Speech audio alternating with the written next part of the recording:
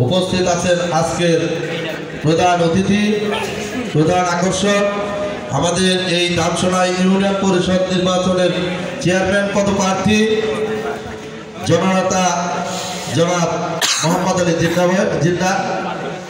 উপস্থিত আছেন অত্র এলাকার মুরব্বীগণ, ছোট বড় ভাই ও বন্ধুরা, আসসালামু আলাইকুম।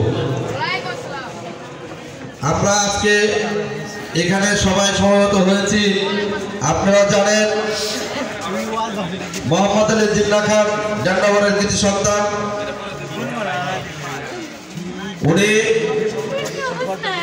এই এলাকার সুপরিচিত হাবিব হসপিটালের মালিক,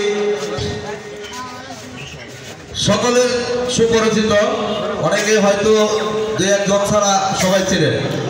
তো আমরা সবাই ঐক্যবদ্ধ হয়ে ডান্ডাবরে চেয়ারম্যান যেভাবে রাখা যায় সেইভাবে আমরা ঐক্যবদ্ধ হয়ে কাঁধে কাঁধ মিলিয়ে ভেদাভেদ ভুলে গিয়ে জিন্না খানকে আগামী নির্বাচনে আমরা জয় করে এই পলাশবাড়ি থেকে দেখিয়ে দিব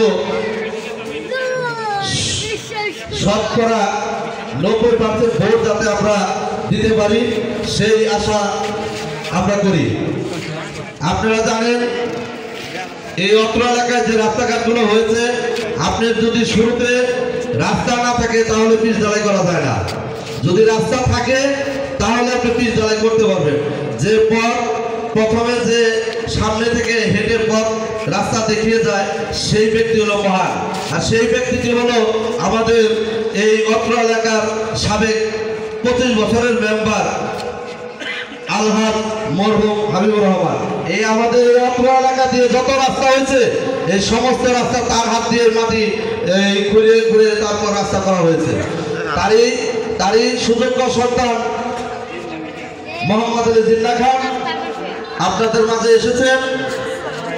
উনি আগামী চেয়ারম্যান নির্বাচনে চেয়ারম্যান পদপ্রার্থী।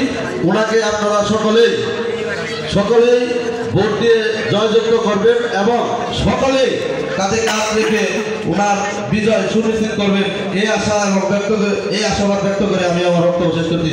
আসসালামু আলাইকুম।